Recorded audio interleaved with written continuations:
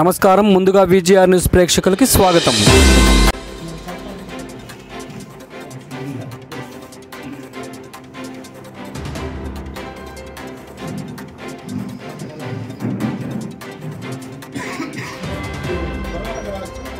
బెంగళూరు జిల్లా దేవన గతంలో కూడా కేసులు గాంజా కేసుల్లో ఉన్నాడు, అలాగే రాబరీ కేసుల్లో కూడా ఉన్నాడు.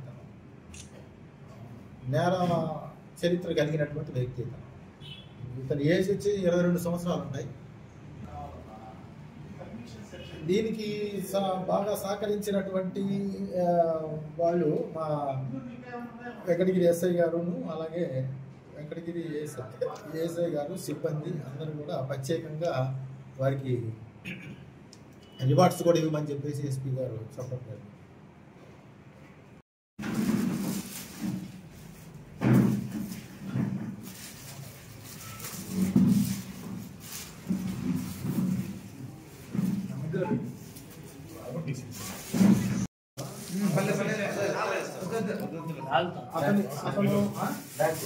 అతను పట్టుకున్నటువంటి బ్యాగ్, ఈ బ్యాగ్లో పెట్టుకొని వచ్చాడు.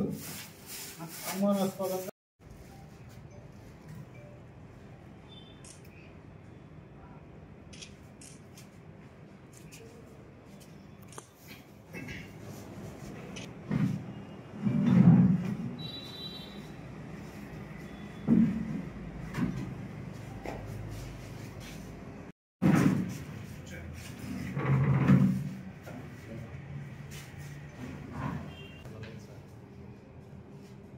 అందరికీ నమస్కారం అండి. నా పేరు ఏవి Ramana, sub inspector of police Venkatagiri circle. నిన్నటి తేదీ అంటే 7వ తారీఖు రాత్రి 9:30 సమయంలో కృష్ణా ఎక్స్ప్రెస్ విజయవాడలో ఎక్కేసి ఇక్కడ మన వెంకటగిరి రైల్వే స్టేషన్లో అనుమానాస్పదంగా ఒక వ్యక్తి దిగాడు. అతని చేతిలో ఒక బ్యాగ్ అనేది ఉంది. అతను అనుమానాస్పదంగా తచ్చాడుతుండగా మాకు వచ్చినటువంటి సమాచారం మేరకు అతను ఇక్కడి నుంచి తిరుపతి వెళ్ళడానికి ఆటో కోసం ఏదో బస్సులో వెళ్దామని చెప్పేసి అక్కడి నుంచి ప్రయత్నం చేస్తూ ఉన్నాడు. ఈ మేరకు మనకు వచ్చిన సమాచారం మేరకు ఎస్ఐ గారు మేమంతా కూడా స్టాఫ్తో మేము అక్కడికి వెళ్ళడం జరిగింది. ఇమీడియట్లీగా మేము మమ్మల్ని చూసినటువంటి ఆ వ్యక్తి పారిపోవడానికి ప్రయత్నం చేస్తే రాత్రి 9:30 సమయంలో అతన్ని పట్టుకోవడం జరిగింది. అతన్ని మేము ఇంట్రాగేషన్ చేస్తే అతని పేరు గోపీనాథ్ నరసింహరాజు అని చెప్పేసి ఇతను బెంగళూరుకి చెందిన వ్యక్తి అనమాట.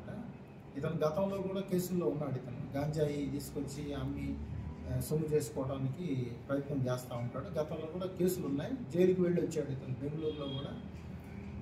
అటువంటి వ్యక్తిని మేము పట్టుకోవడం జరిగింది. ఆ వ్యక్తిని పట్టుకొని మేము మీడియేటర్ సమక్షంలో అతని జేబులో ఉన్నటువంటి, అతను సంచిలో ఉన్నటువంటి ప్యాకెట్స్ని వెరిఫై చేస్తే 3 ప్యాకెట్స్ ఉన్నాయి. ఒక ప్యాకెట్లో వచ్చేసి 1 కేజీ 250 గ్రాములు, మరొక ప్యాకెట్లో 1 కేజీ 250 గ్రాములు, మరొక ప్యాకెట్లో 500 గ్రాములు, మొత్తం కూడా 3 కేజీల గాంజాని మనం వాళ్ళ దగ్గర నుంచి సీజ్ చేయడం జరిగింది. అలాగే ఒక సెల్ ఫోన్ కూడా మనం సీజ్ చేయడం జరిగింది. అవన్నీ తీసుకొని ప్రాపర్గా తీసుకొచ్చాం. మనకి ఈ వెంకటగిరిలో కానీ లేదా ఇంకా చుట్టుపక్కల కూడా ఎవరైనా ఉన్నారా లేదా అని దాని మీద కూడా మేము పూర్తి స్థాయిలో విచారణ అనేది చేస్తూ ఉన్నాము. అటు వ్యక్తిని ఈరోజు మనం రిమాండ్కి పంపించడానికి మేమన్నీ కూడా సన్నాహాలు చేశాము. ఎవరైనా సరే యువత చెడుగాను బట్టి ఈ యొక్క గాంజా అమ్మటానికి కానీ వాడటానికి కానీ లేదా ఏ రకంగా వాళ్ళ దగ్గర ఉంచుకున్నా కూడా వారి పట్ల పోలీస్ శాఖ తరఫున ఖచ్చితంగా కఠినమైనటువంటి చర్యలు తీసుకోవడానికి ఏమాత్రం కూడా వెనకాడబోమని చెప్పేసి అట్టి వారికి పోలీసు వారి హెచ్చరికగా వాళ్ళకి హెచ్చరికలు జారీ చేస్తూ ఉన్నాము. ఫ్యూచర్లో కూడా ఇటువంటి వాటి మీద మేము రైడ్స్ చేస్తూనే ఉంటాం కంటిన్యూగా. ఇది ఓకే. వాటి విలువ వచ్చేసి సుమారు 33,000 రూపాయలు విలువ అనమాట. అతను ప్రత్యేకంగా మనకి ఒరిస్సా బార్డర్కి వెళ్ళేసి ఒక్కొక్క కేజీని 2,000 రూపాయలకి అతను కొనుగోలు చేసి ఇక్కడికి వచ్చేసి తిరుపతి కానీ లేకపోతే బెంగళూరు కానీ చెన్నై కానీ చుట్టుపక్కల వెళ్ళేసి అతను దీన్ని అమ్ముతూ ఉంటాడు. అది ఒక్కొక్క కేజీ అతను సుమారు 11,000 నుంచి 15,000 మధ్యలో అమ్ముతూ ఉంటాడు అన్నమాట. చిన్న చిన్న ప్యాకెట్ల రూపంలో మార్చుకొని వాటిని అమ్ముకోవడానికి ప్రయత్నం చేస్తూ ఉంటాడు. ఒక చోటనే అమ్మకుండా అతను ర్యాండమ్గా సిటీస్ కానీ టౌన్స్ కానీ వెళ్తూ ఉంటాడనేసి మనకున్నటువంటి సమాచారం. అతని యొక్క పూర్తి డీటెయిల్స్ అవన్నీ కూడా తీసుకోవడం జరిగింది.